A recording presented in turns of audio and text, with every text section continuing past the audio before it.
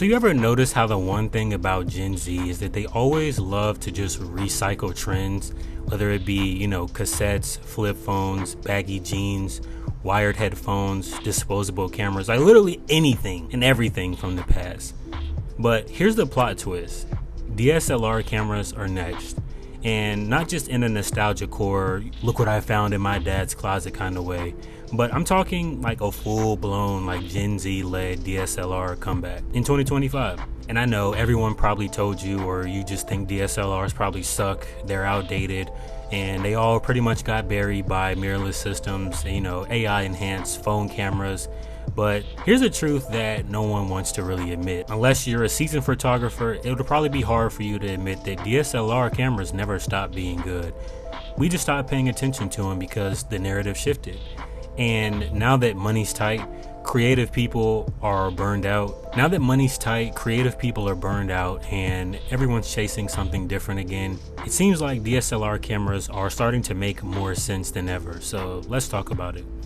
So quick context, I started shooting professionally almost 10 years ago, back when the Nikon D750 was king. Canon had the 5D Mark III, and people still said bokeh like it was a real flex.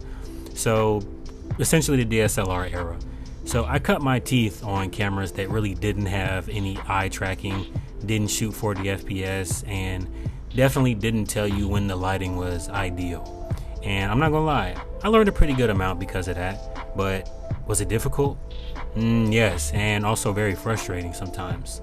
But lately I've been seeing a lot of younger creatives like 18, 19, 20, 21, 22, 23, maybe even 24 are using DSLR cameras, and I find that quite interesting, especially because even 1 to 2 years ago, this was definitely not the narrative. I think it's pretty interesting. I'm a fan of it because here's the thing about it that no one's really talking about that really sparked the whole, concept of this video. In today's economy, which is a big thing for Gen Z people, if you talk to them, if you know type of thing. In this economy, DSLR cameras make more sense than ever. I'm not gonna lie to you. So let's start with the money, because honestly, that's what matters most, I guess, according to everybody. Because being young in 2025 and being creative alongside that is really expensive. It's really expensive. Like tuition is crazy, rent is even worse, and coffee at this point is almost, well, not even almost, it is a luxury item. You got Adobe hitting you with between 30 and 60 a month, gear prices climbing, you're not pretty much gonna buy anything for under $100, even like a lens filter sometimes.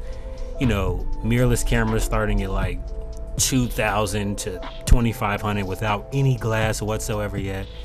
And enter the DSLR. You can grab a Canon 5D Mark III for like $500 right now, and that's a full frame workhorse.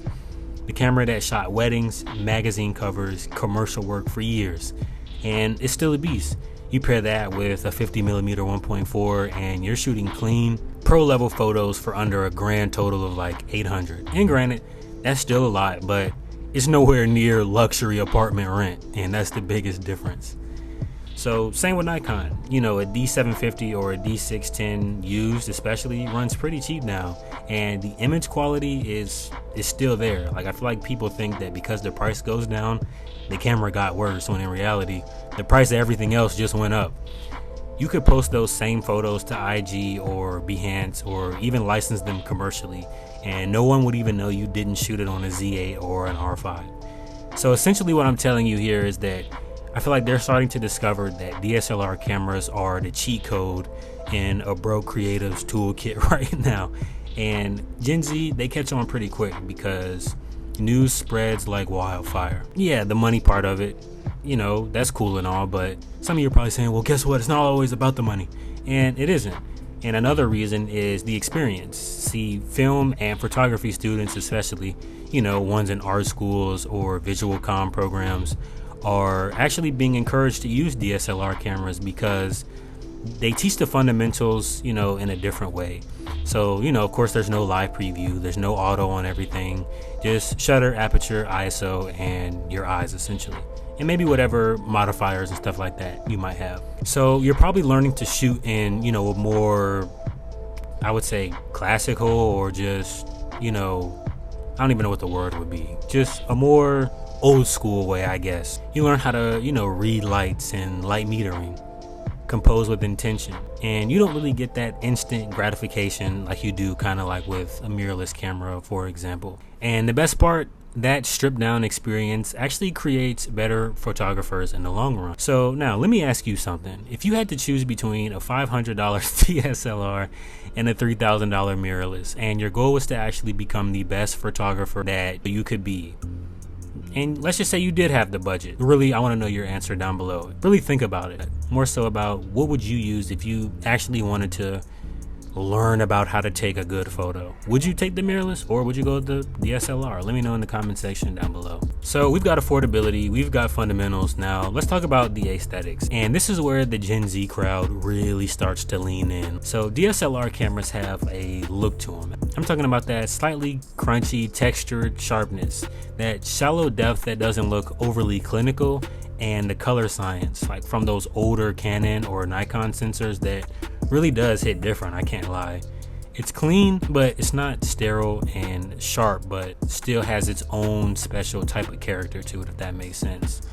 Because in 2025, I feel like we're kind of over everything looking perfect. Like, everybody wants the filters that add the grain or the grunge or just the movement, blur, or whatever the case may be, because a lot of people are starting to see that perfect, it's cool to look at, but it can be kind of boring. And I'm not gonna lie, it also presents, like, having a DSLR camera, and I'm not gonna lie, the flex factor is also kind of real, but in a different way, because pulling out a DSLR in 2025, it is kind of different, and people do notice it. Not in a, try hard type of way, but just in a way where it's like, dude, why are you using that? Because every time I take mine out and I actually run into someone who knows cameras, I would say, they'd say, oh, DSLR, like, dude, how come no mirrorless or whatever? And it's like, well, I kind of just wanted it. And I feel like if you really start to break down the reasons why you wanted this camera or this type of camera, for example, I was shooting a music video one time, and a guy my age comes up with a 5D Mark II, and which is pretty much like the original video DSLR, and there were some other people moving around like, like, wow, I wonder why he chose, no Sony or no, FX3 or FX30 or whatever the case is. But the thing is, he still crushed it. Like, the video looked really good, the footage looked cinematic, and his color grading skills and just overall composition of framing and just set and all of that, it was spot on. And he did a really good job, and he didn't have to rely on 10-bit RAW or 4K 120. He had a real vision, and the equipment he had really let him execute without really too much distraction. I feel like that's the real revival in a nutshell. It's not really a nostalgia, but just kind of a, homage, or just a return to something a little more classic. So let's talk community. If you're on TikTok or Insta Reels right now, you've probably seen this. People posting DSLR photo dumps or film photo dumps, or creators showing side by side of edits asking, which one feels real to you, or which one was taken on which camera. There's a vibe brewing, a subtle rejection of the polished, algorithm optimized look. People are craving the raw, slightly messy, emotional stuff again, and I don't blame them, honestly, because I'm here for it. As long as you create in a way that's expressive to you and interesting to the viewer, I love it. I can't lie. And so to kind of bring this full circle, I'm saying that cameras shouldn't really think for us, and social media shouldn't tell us what to post. We should be the ones that are in control of all of that. And I feel like that's what more so this, I'm not gonna say full shift, because I know a lot of you are probably gonna be like, well, look at the numbers, look at the sales, because I know it's not a full just overall company shift in what they decide to sell. It's just kind of like, people want to use these cameras because they're fun and they're cool and they're interesting, and it's just something different from what everybody always uses. That's it. But anyways, I'm not going to ramble too much about this. I appreciate you for watching, and of course, if you enjoyed this, leave a like, comment, subscribe, and check out the links in my description below if you want to follow me on socials or any of that extra stuff. Anyways, I'll catch you all in the next one. Peace.